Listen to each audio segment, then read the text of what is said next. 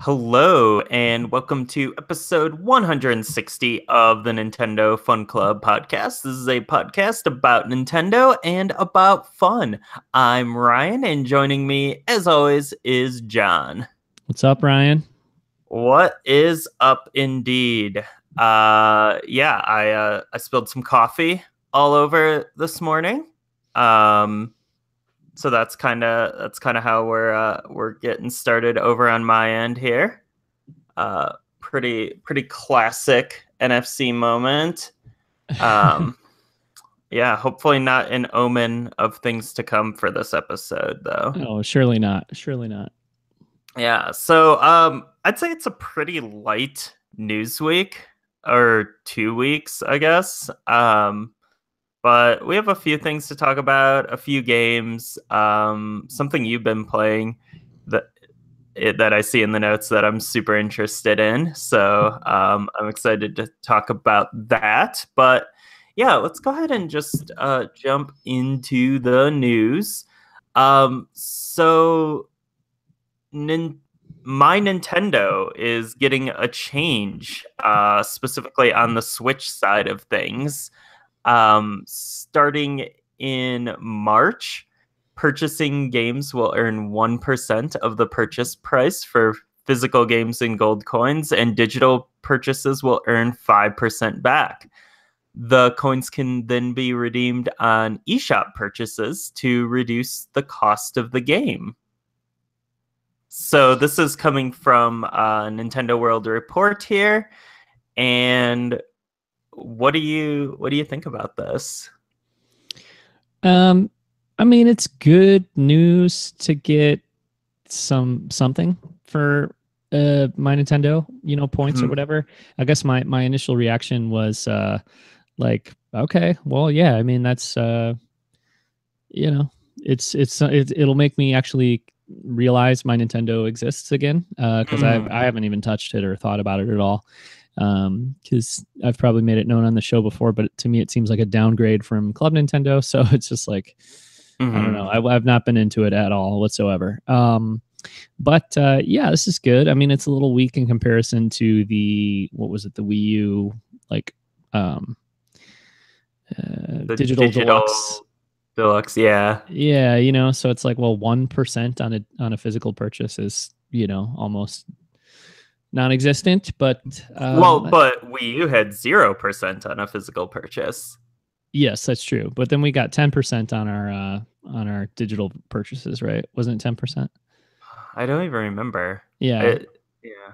Yeah, I mean, it's cool, it's good, but it's yeah, it's cool. Yeah. I mean, it's hard to get really excited about such a small, kind of payback.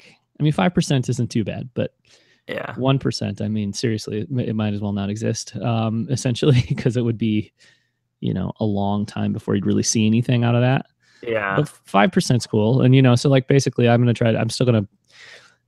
When you got into the digital deluxe program, it was one of these things where the equation was kind of like, it almost pays to buy digital instead of physical, or but it doesn't work that way anymore because of discounts at certain retailers and stuff, so I guess it's cool though if you buy mostly digital, or there's plenty of games that are only digital, and you don't really have a physical option. So yeah, I guess I'll look at it like sort of a thing like, how long will it take me to get $5 so that I can make a $10 or $20 digital game a little cheaper, and that'll be nice when you can. So yeah, it's cool. But I guess I'm not like crazy hyped about it, because I don't think it'll make that big of a difference.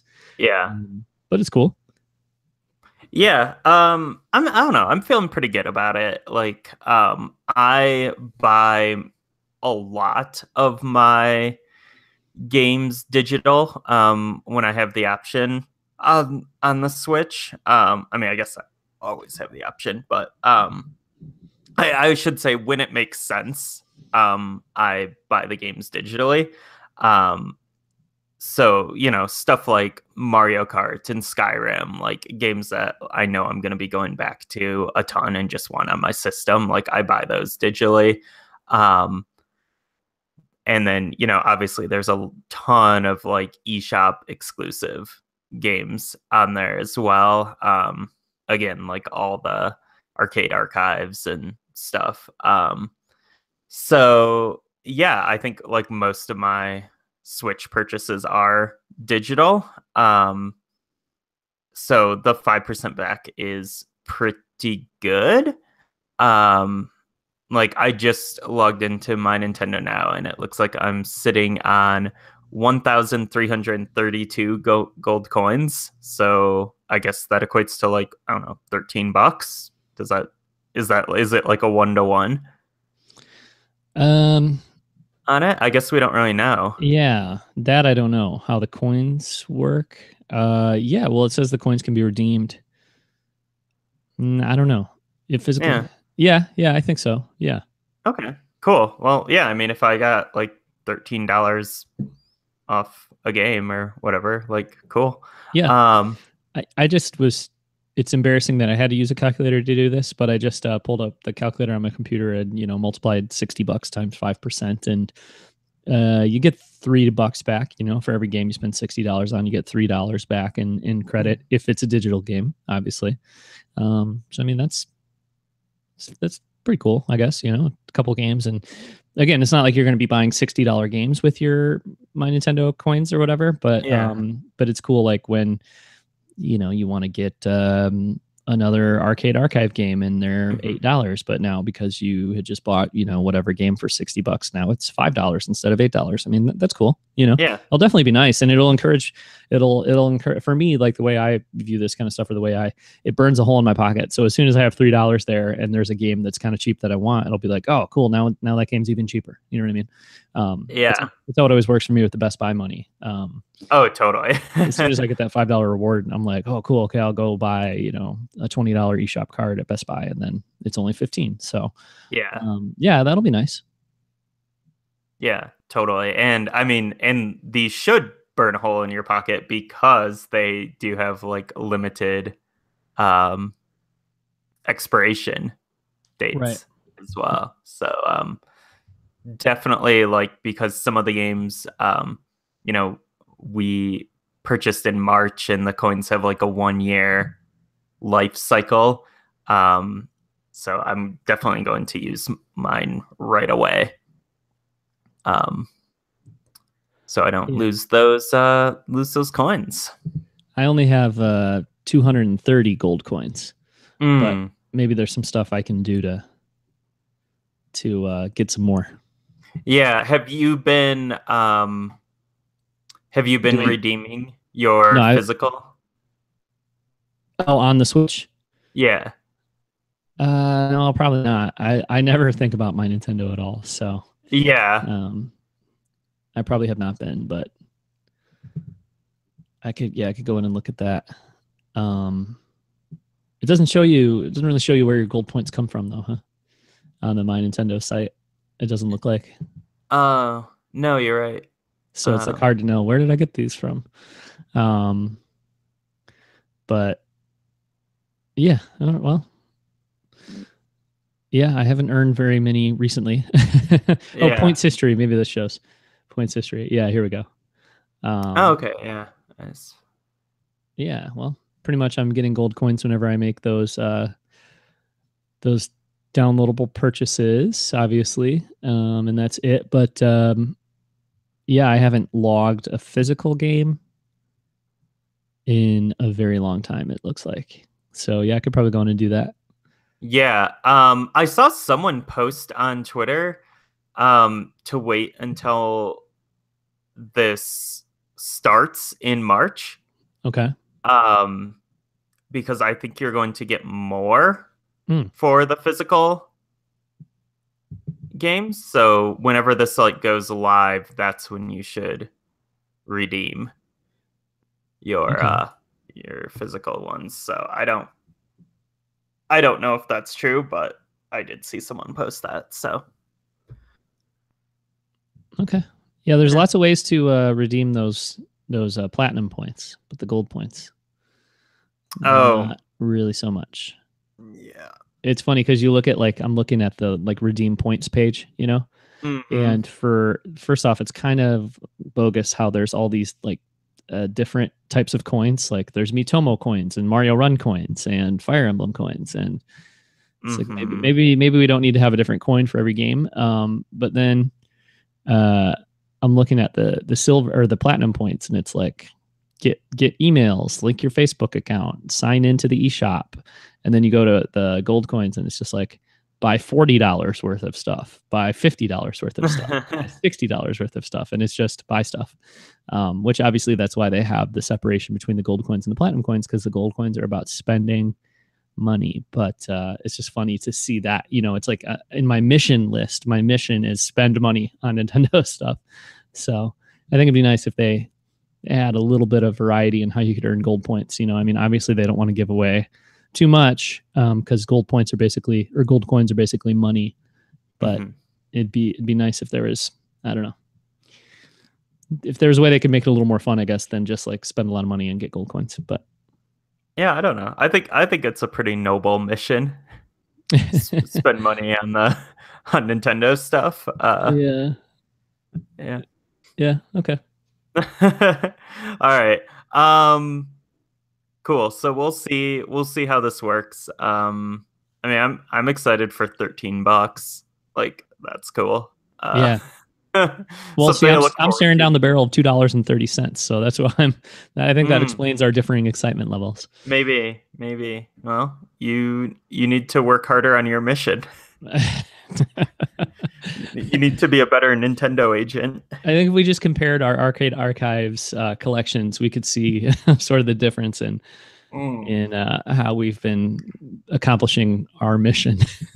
Yeah, well, I think that's the most noble mission of all, is to buy as many Arcade Archives as you can. It's funny because last weekend I went to go see this Swedish singer Jens Lekman, which I told you about, Ryan, and the sort of focal, or the main song on his newer album is called "To Know Your Mission," and the whole thing is like, the whole song is about like knowing what your mission is, knowing what you're here for, and it's, I listened to that song a bunch in the last week or two. And it's just funny to find out this morning that your mission is to give money to Nintendo. Like, some of us are searching to learn what our mission in life is, but you know yours. I've got it all figured out. Yeah. No existential dilemmas here. I just need to buy a ton of Fatal Fury games. Then mission accomplished. Yeah. Well, you're doing a very good job. So. Well, speaking of Fatal Fury, SNK is planning more support for Switch down the road. Basically, there's this interview that was, I believe, over at Nintendo Everything, and they mentioned that the Arcade Archives Neo Geo games have been very successful on Switch, and that has led to them, considering Switch as a primary development platform. And obviously we're getting the SNK Heroines on Switch this summer, and then it seems like there's going to be support for the system beyond that, in addition to the Arcade Archives, which is good news. There's still quite a few SNK Arcade Archives games that I still want on Switch, and it's good to know that, like, whatever their upcoming projects are, there's a good chance that there will be a Switch version. So, yeah, what are there like big, more recent games that you would want to be seeing from SNK on Switch, or kind of where does your mind start wandering to when you hear more SNK support? Because I feel like the Arcade Archives thing is definitely very, we're good there. We're getting like tons and tons of stuff. So obviously I take this announcement to mean like stuff outside of that, right? So yeah. So like what kind of things are you thinking? Well, the way I interpreted this is like, upcoming projects will be considering Switch as a platform. Oh, so things that aren't announced yet. Yeah. Oh, So okay. like, they have ever since SNK kind of made their big comeback and released King of Fighters 14, there's been a lot of interviews, especially around the release of that game, where they're like, what other, you brought back King of Fighters. What other SNK franchises do you want to bring back next? And I know that the one producer there said World Heroes, which okay, cool. I don't know if we really need that, but that's cool if they make it good. But also they had mentioned like Metal Slug. So the idea of a new Metal Slug game coming to Switch is pretty exciting. So that's kind of my big hope is Okay. that we'll get kind of some new Metal Slug releases or a new Metal Slug release. Okay. Cool. Yeah. But as far as Arcade Archives, there's still a ton of games that I want to hit Switch, like Sengoku 3 and Last Blade 2 and Windjammers. I don't know if that's a possibility or not, but that would be cool if that came out. So yeah, I like SNK a lot, and I'm excited that they're going to continue to support Switch. It moves me ever so closer to buying a Switch arcade stick, which I have looked at on Amazon quite a few times. The 8-bit dough one was like down to $50 the other day on Amazon. And I was like, man, I want to get it, but I didn't. And I was going to mention to you, Ryan, right now, even though I didn't put it on our notes because I really haven't played it more than for 10 minutes, but I did get Samurai Showdown 2 after we recorded our last episode. Oh, nice. After your glowing comments about the game, and I convinced a friend at work to get it too, so that we could do some multiplayer on that. Although then afterwards I was like, oh, really only one of us needed to buy this because it doesn't have online and you're not going to play with two separate Switches. So yeah, whoops. But you gotta be able to practice on your own and stuff and get good with characters. So we both got that. But yeah, it's the same friend Eric that I'm always like talking to about, like, because he loves Street Fighter. He loves he was really excited to get Samurai Showdown. And I was like, man, we both need to get sticks. We just need to get some sticks, and then we can have like little fighting game get-togethers and stuff. So that's the best. Yeah, we'll see. And then also real quick, I was going to mention, even though it's really unrelated, but I was playing some Virtua Fighter 5 the other day. Ooh. And I don't think I've played any Virtua Fighter games since like 1990, who knows what, but I never got those games and never thought they were very much fun. And then I was playing Virtua Fighter 5 the other day and I was like, this is pretty cool. I'm kind of into this actually. Like, yeah. So I don't think there's any word on Virtua Fighter coming to Switch at all, but that would be cool. Oh my god, that would be amazing. Yeah, like Virtua Fighter 5 is probably my favorite fighting game ever made. Oh. So yeah, that's awesome. Mm-hmm. That makes me very happy to hear that you were playing it. Yeah, I mean, I don't have it or anything, but I played it and it was fun. So yeah. Nice. Yeah. Is that on PS3 probably, right? Yeah. Cool. Yeah, like I think I have looked at the Hori stick quite a few times. But that's 150. Mm-hmm. And I can't see myself buying that before buying an analog ST. Yeah, totally. Which is probably my next like big video game related purchase. Yeah, expensive purchase, right? Yeah. So, but I think maybe around the time the Street Fighter collection comes out, I might be investing in a stick by then. I think that's kind of my goal. But I'm also wondering if like when the Street Fighter collection comes out, if they'll have like a special edition stick or something to kind of coincide with that. Which, yeah. Sometimes they do for fighting game releases. Yeah. So sure. That would be cool. Um, okay, so you added a news bit here. I did add a news. Yeah. I was excited from the Nintendo Labo videos that Nintendo posted to their YouTube page. I think maybe a week ago.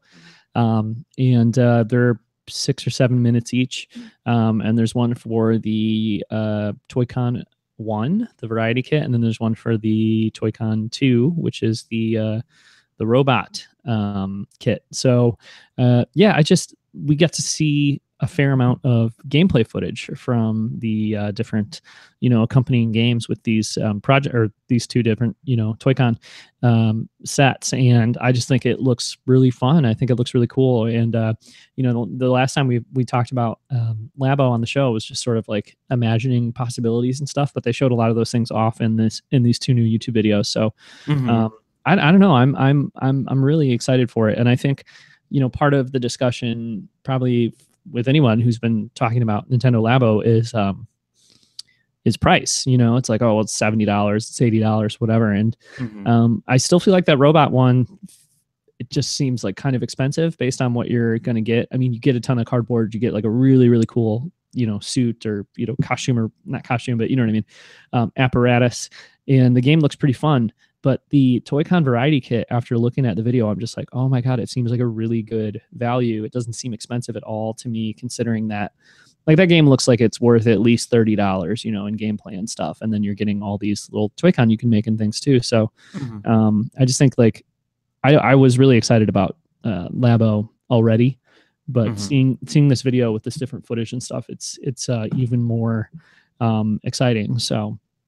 And it just highlights like the kind of creativity of the whole thing too. Like I think the first one they show off in the video is the RC car. In the Toy-Con variety kit video, they show off the RC car, and it's just like looking at the different ways you can play. Like you can play one person controlling the two Joy-Con, or you can have two cars going around at the same time and 4 different people, holding the Labo, or holding the Switch and controlling them. That looks really cool. The fact that it uses the infrared camera, which I think we'd heard about, but hadn't really seen in practice, and it's got this like cool like night vision thing going on. Yeah, it looks like a Tom Clancy game or something. yeah, I can go Tom Clancy on my cats. You know what I mean? Like this little Toy-Con thing. So yeah, that's awesome. The house I think is really interesting. Yeah, that one I was seeing for the first time in these videos. Like I didn't know it was like a Tamagotchi in there. Well, and so I'm watching the video and like I'm getting further into it and I'm like, oh yeah, it's like a Tamagotchi thing or whatever. It's cool. And then all of a sudden they showed like this bowling alley and like all these different, because it looks like one thing, and then you start seeing the minecart level. And I'm like, whoa, that doesn't look like the rest of the game. You know what I mean? The minecart thing looks cool. And then seriously, they show like this bowling alley situation. And I'm like, okay, well, it seems like there's going to be at least, I don't think they're going to be super deep in the kind of games you're going to play for hours and hours on end necessarily, but they do look like they have a decent amount of variety and stuff. And this is the first, the home game or whatever it's called is the first one that kind of shows off how you put the different, I forget what they call them, but the different blocks, into the sides of it, and that changes the way the house looks and stuff. So I thought that was cool. But the one I'm probably most excited for is the motorbike. I think that looks really, really, really cool. I can't wait for it. It's totally, I think we talked about it on the last show, but it was like, it's Excite Bike esque, but it really looks like a modern Excite Bike in everything but name. You're designing your own courses if you want to, and it just seems like it's going to be fun to play, but also it'll have a heavy element of just being able to design courses. So I think it looks really, really cool, like super fun. Yeah. So that one I can't wait for. So anyway, I just think, seeing the different, kind of footage of these games, and then the piano too. I mean, like the fact that you can adjust like the reverb and all that stuff. And yeah, I didn't know there were cats. There's cats? Cat keys. You can have the keys make cat sounds. Oh yeah. Yeah, totally. So it just seems like there's going to be so much you can do with them, and it'll be really creative. I also think like the footage too. Maybe we talked about this, or probably had considered this at some point, but it really seems like, especially the variety kit, the Toy-Con variety kit, is the Wii Play or the Wii Sports for Switch. Mm, And I think you can kind of see that being communicated visually, yeah, with the way it looks, and even some of the font choices and stuff. It just really feels like the next in that series of games. I think that's to me, that's a positive. I think that's cool. yeah, yeah. It'll be interesting to see how the mainstream reacts to this, or if they do. Um, but I think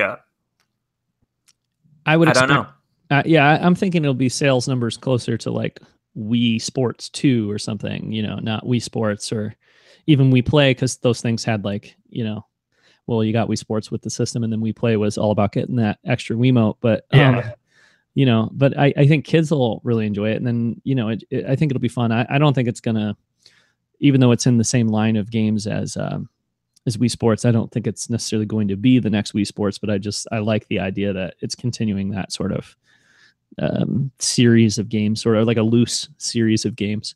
yeah, So yeah. Yeah, I mean, it all depends on like word of mouth, I think.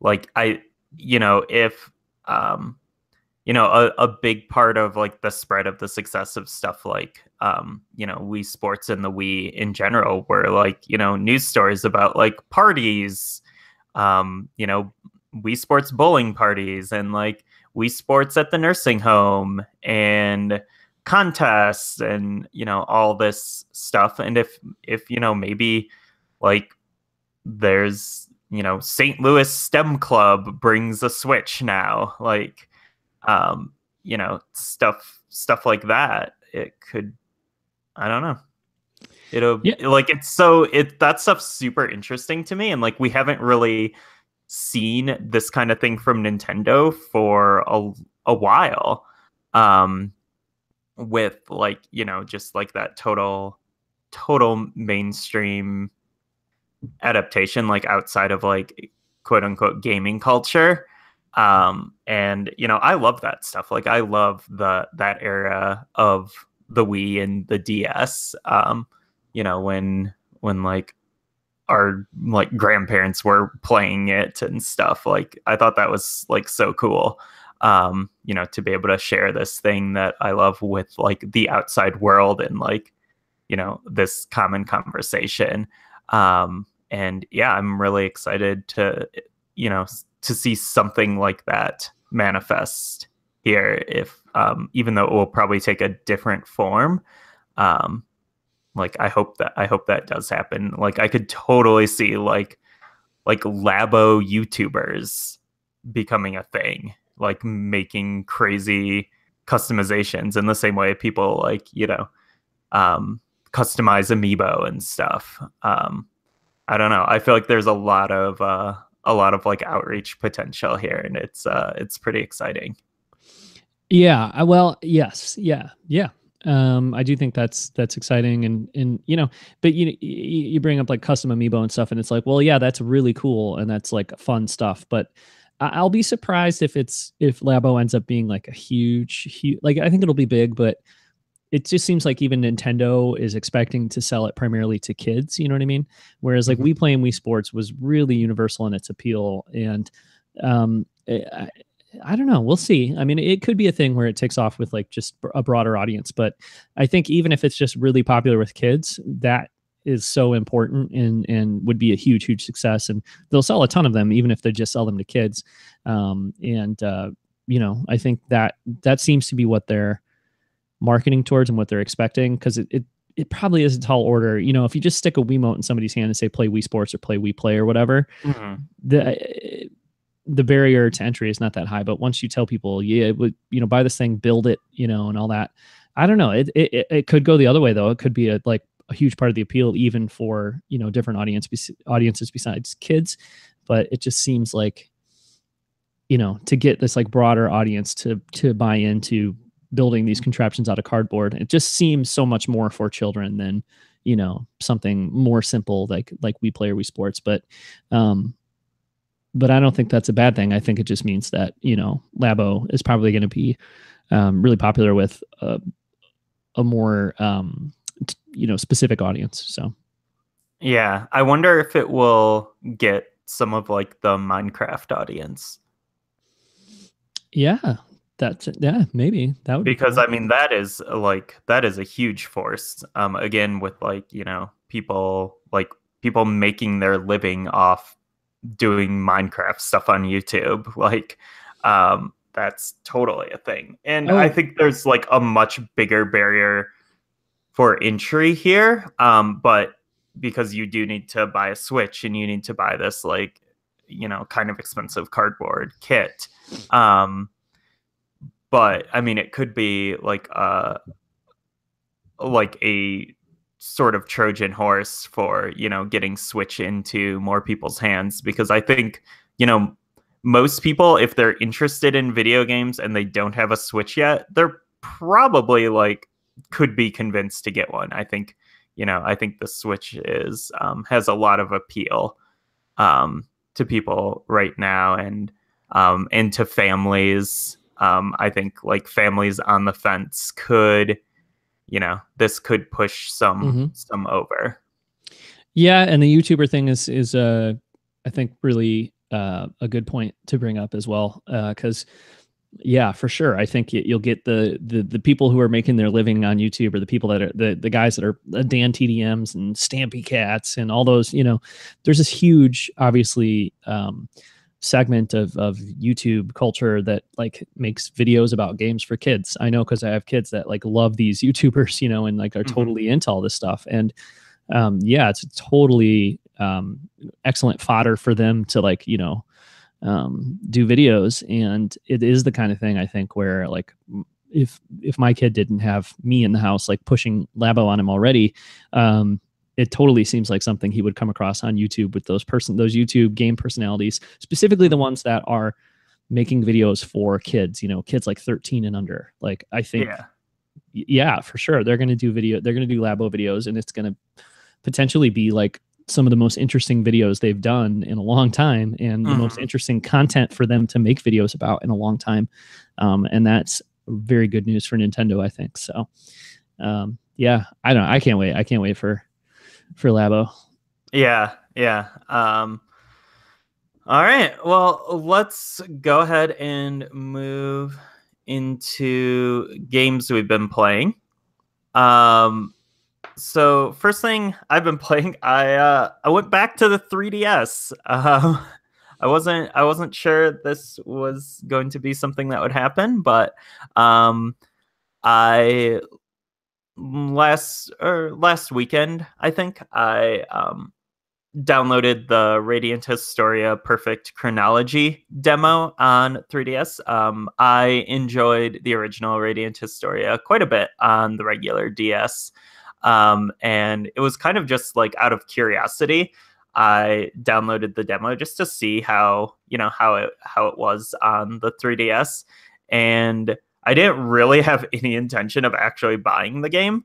Because, you know, it's like I feel very done with buying like new 3DS games. Like, yeah, like I'll grab cheaper stuff to like fill in holes in my collection and whatever down the road. But, you know, right now, like most of my new game buying on Nintendo platforms is concentrated on the Switch. But so I didn't really have an intention of buying this game, but I ended up playing the demo for like 5 hours and got to like the level cap and everything, and was like, well, I guess I need to buy this because I don't really want to stop playing it. And like um I think it's a really good it's hard to call it a remake because I feel like the visual upgrade is not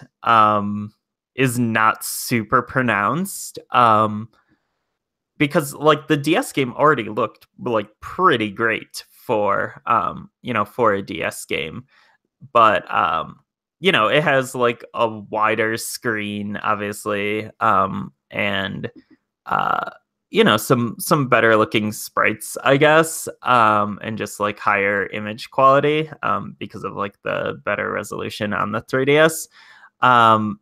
But really, like the music is the same, which is great because the music is incredible. And there's some new content in there, but it feels more like an expanded edition than like a remake. But yeah, it's still like, it's more of a really good game. But there's one kind of game changer in here, and I think this is so fantastic. And that is the friendly mode in the game. So basically, in Radiant Historia, it's when you're on the overworld or in a dungeon, it's kind of you can see the enemies on the map, and if you like bump into one of them, then it cuts to your turn-based battle. But in this version, you can and I think so. I think this was the case in the original game. It's been a while since I played it, but you can also swing your sword on the overworld, and if you hit the enemies, then before you go into the battle, you'll have like an advantage, like attack first or whatever.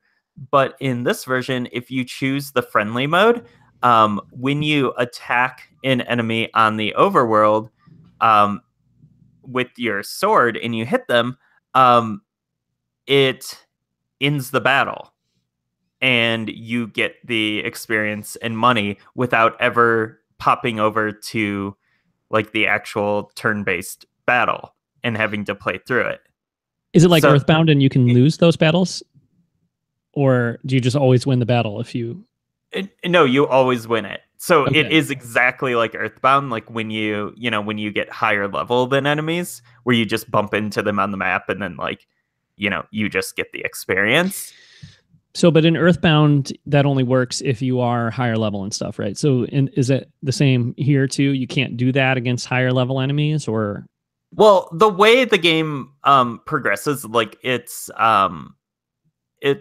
well, no, it's not really linear, but there's never really like, you don't have like a big overworld where you could be potentially going somewhere where you are up against enemies that are way harder for you.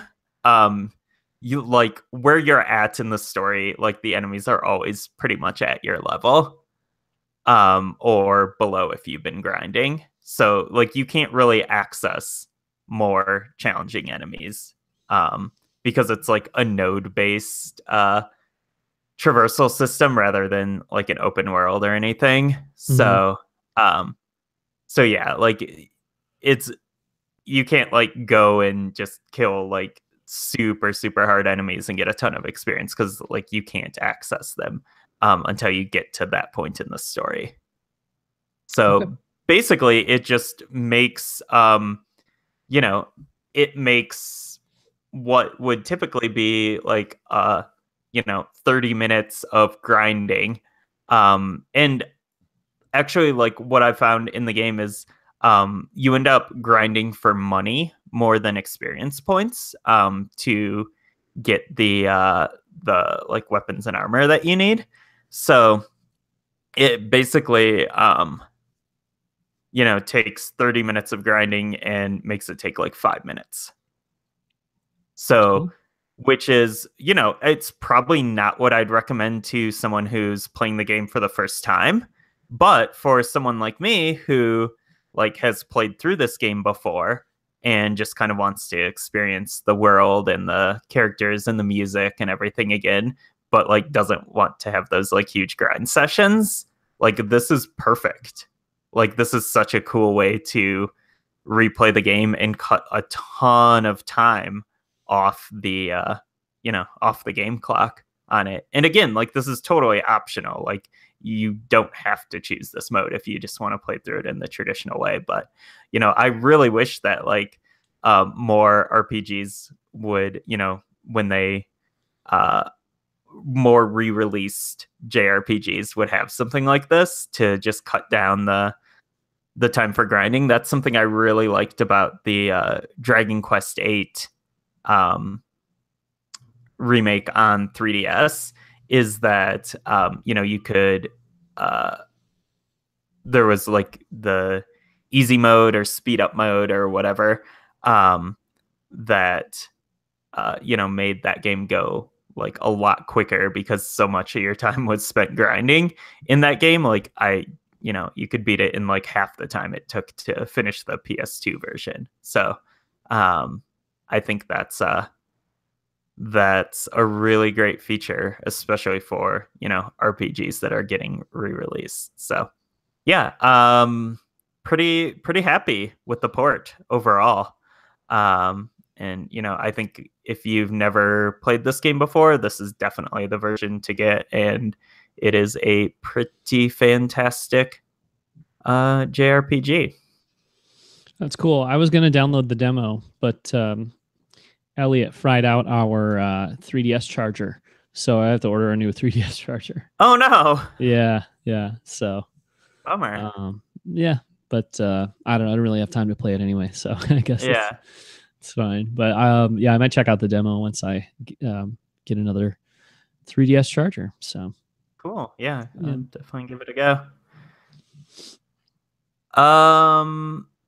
Cool. So yeah, also I guess the big release for Switch this week was Bayonetta 1 and 2. I have talked at length about these games on this podcast before, on the back in the Wii U days. And I mean, I've played about halfway through Bayonetta 2 on the Switch now, and it is still like the novelty of the Switch has not lost its luster for me. Like, it still feels completely insane to play a game like this on a handheld. It's a game with this much like scope and like craziness happening visually.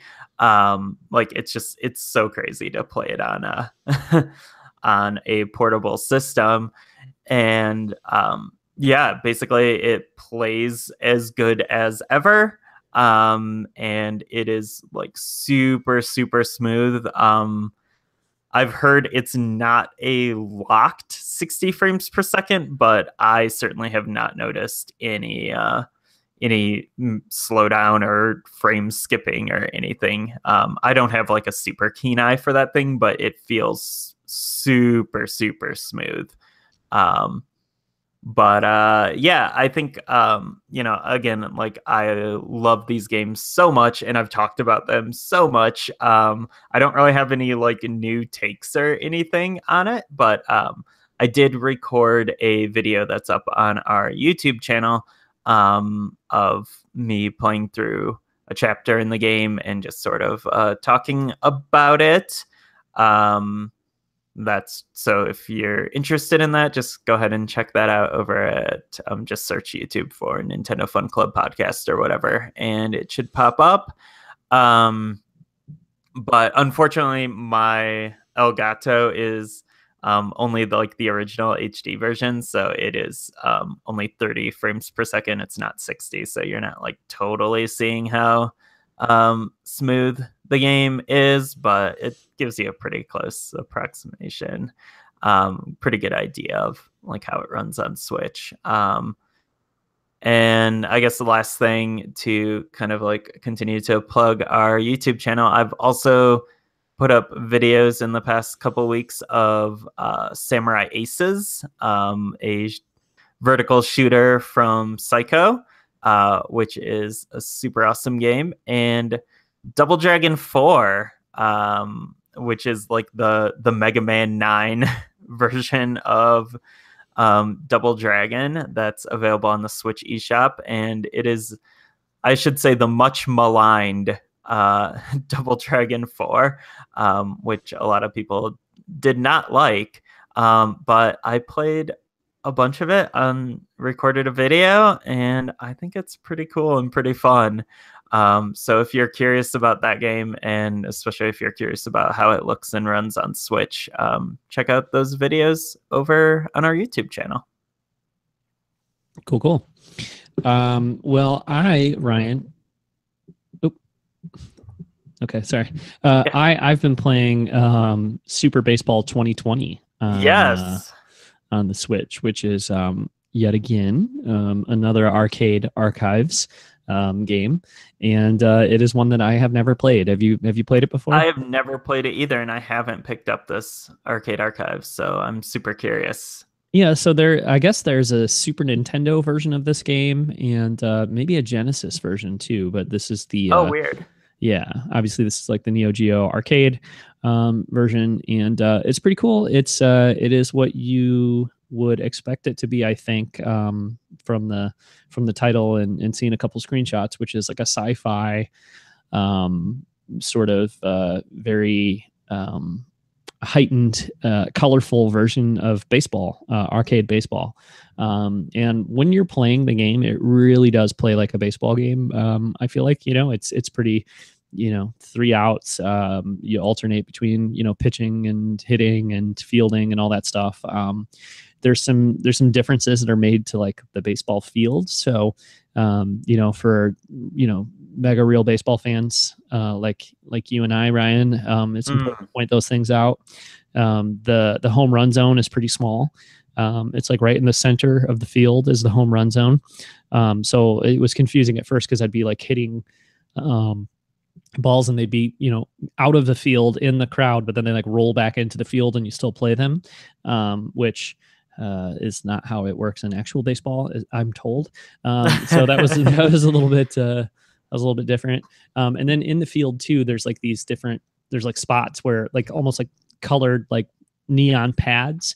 So there's like a jump pad where if your fielder is standing on that pad and the ball is, above him or her, you can jump higher to like catch the ball.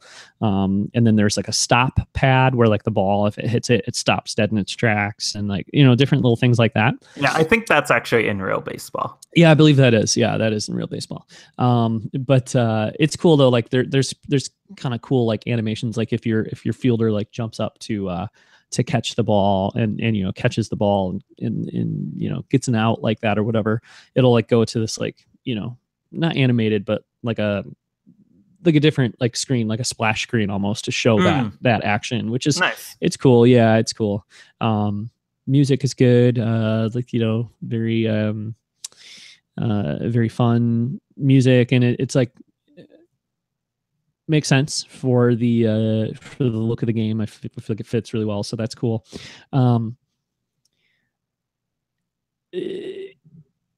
One of the best things one of the funniest things about the game, or most interesting things about the game, is that like as the innings progress, the robot umpire will like interrupt gameplay and go like, okay, we're starting the 4th inning. Now we're going to put some crackers out on the field.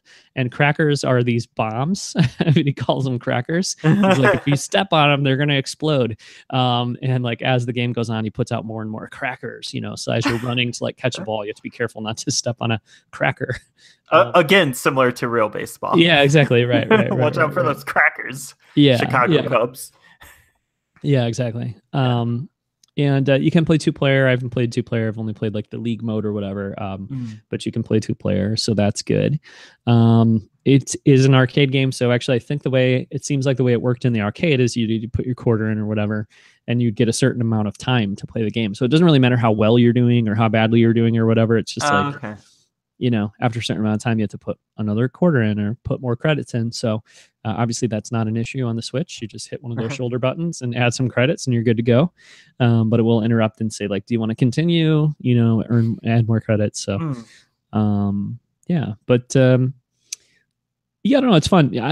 I don't like baseball at all. I'm not into it. I find I'm sorry to baseball fans who are listening, and I'm sure there are some, but I just feel like the game overall is not very interesting to watch and kind of boring.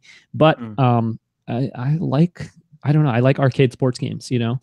And so when I saw like it was an arcade baseball game, I thought, well, that sounds kind of cool. And then like the sci-fi, futuristic element of it made it seem kind of cool. And I was like, all right, let's go for it. So I would say it's a pretty fun baseball game, but I think it's going to be better as a 2-player game than a single player because,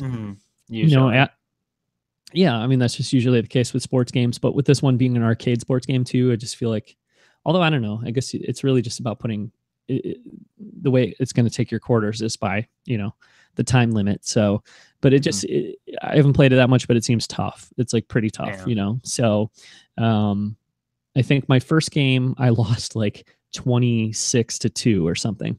Oh, wow. Yeah. The next game I think I lost only like 8-2 or 8-4 or something. I mean, I did better, but it seems like it'll be really hard to be too good at it. But if I'm playing against other people, then I think it should be really good. So yeah, I would recommend it. I mean, it's not like mind blowing or anything, but there's some nice fun touches to it that kind of make it interesting. And it's definitely an arcade baseball game more than like a semi baseball game. And that's what I was looking for. Although it does have like each character, or not character, but each player has like, well, they have their own name. They're all individualized. They have their own names and stuff. And then they have different stats and things too. So you can like sub players in for other players and stuff. So there is, a fair amount of depth or complexity or whatever to it for it being like an arcade baseball game.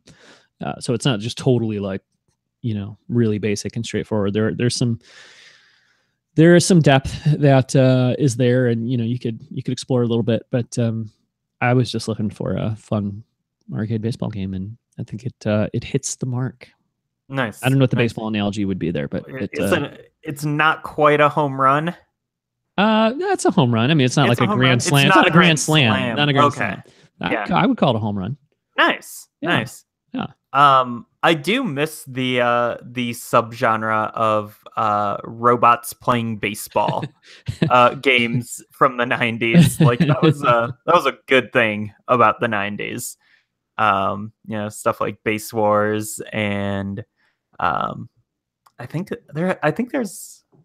there's more. There's got to be more. I'm sure there are.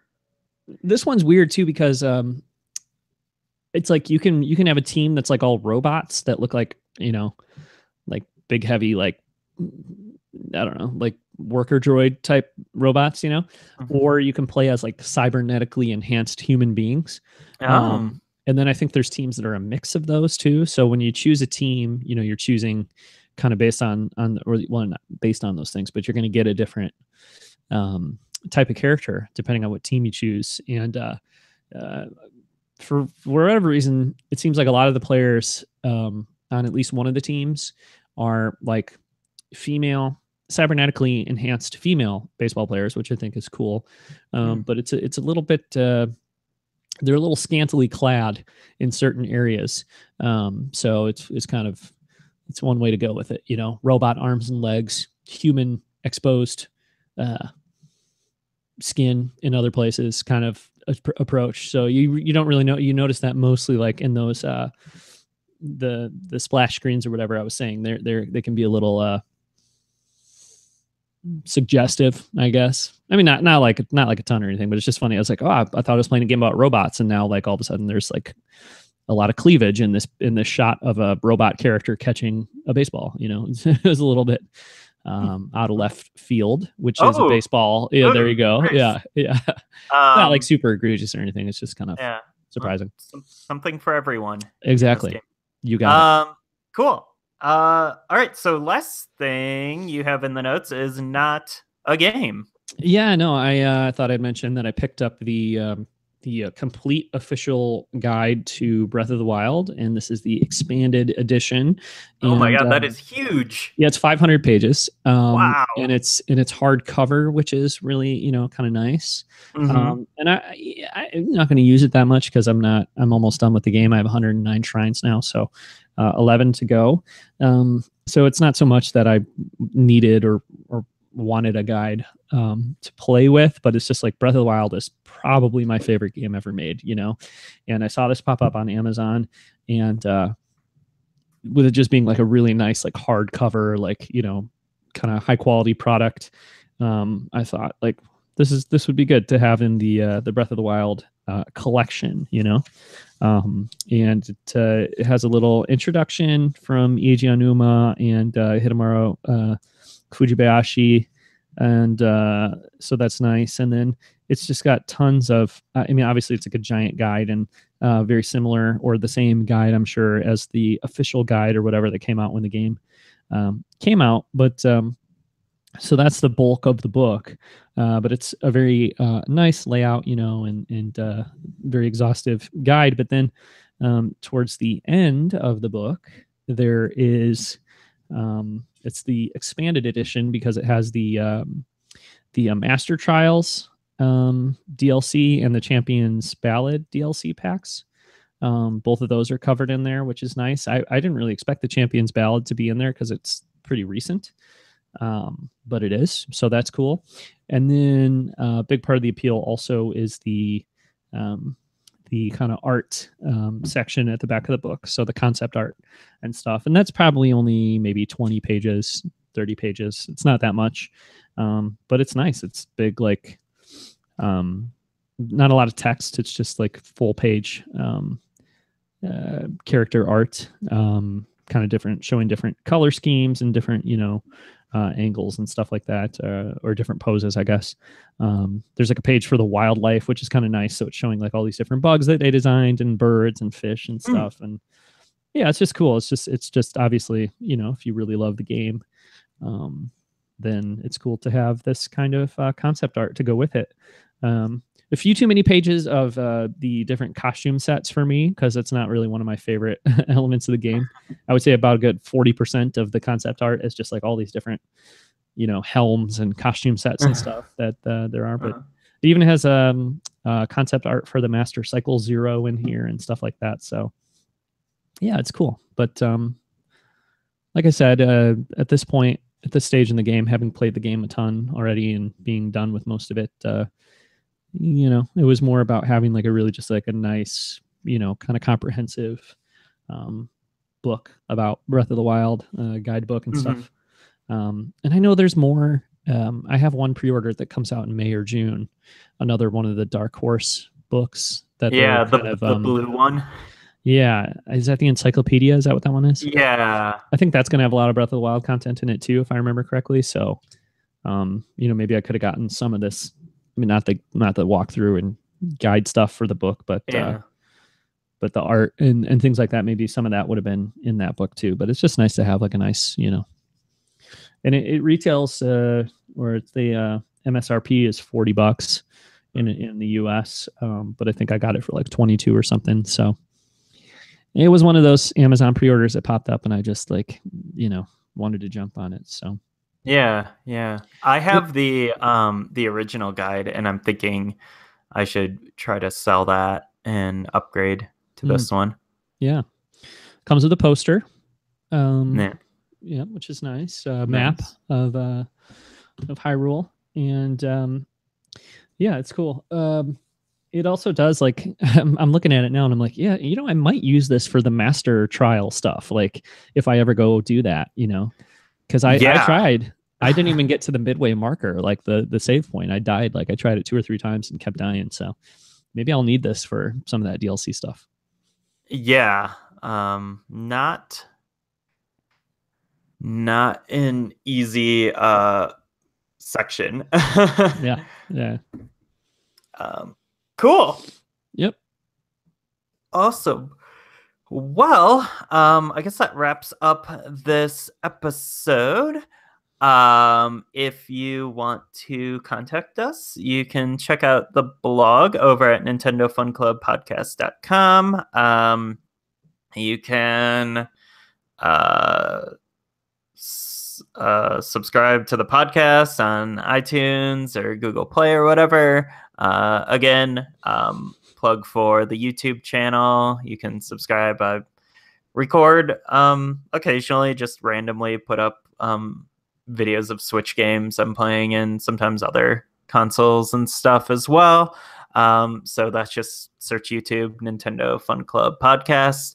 As for myself, you can find me on YouTube at Brawn Dwarf, BRAWNDWARF. And what about you, John?